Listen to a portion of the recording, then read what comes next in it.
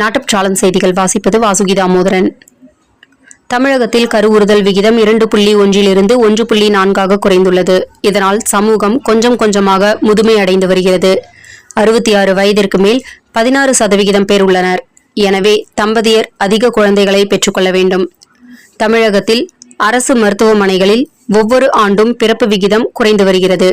2016 2018 நிதி ஆண்டில் 65.8 இருந்த பிறப்பு விகிதம் தற்போது 51% குறைந்துள்ளது. அரசு மருத்துவமனையில் பிறப்பு விகிதத்தை அதிகரிக்கவே தமிழக அரசு தங்க மோதிரம் திட்டம் கொண்டுவரப்பட்டுள்ளது.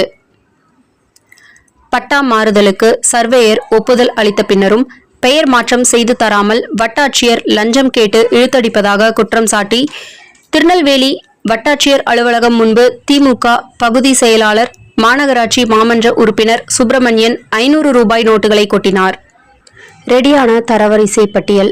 தமிழ்நாட்டில் MBBS, BDS உள்ளிட்ட இளநிலை மருத்துவ படிப்புகளுக்கான தரவரிசை பட்டியல் இன்று ஆகஸ்ட் 10 மதியம் 3 மணிக்கு வெளியானது.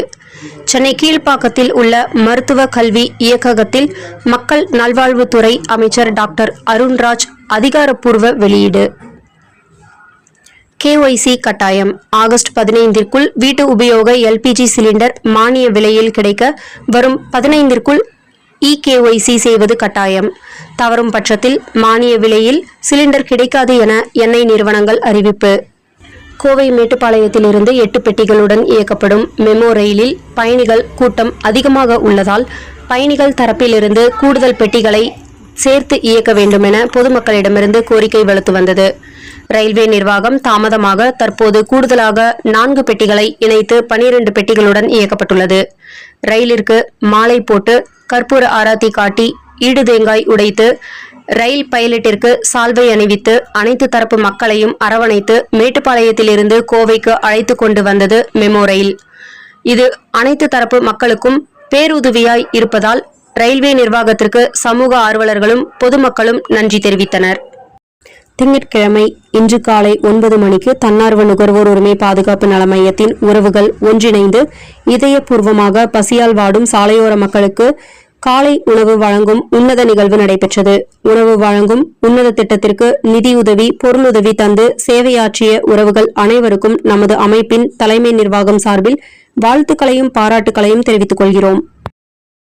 மாதம் தவறாமல் வெளிவரும் நாட்டுப்பற்றாளன் பத்திரிகையின் செய்தியாளராக பணிபுரிய விருப்பம் உள்ளவர்கள் கீழே உள்ள நிர்வாக அலைபேசி எண்களில் தொடர்பு கொள்ளலாம்.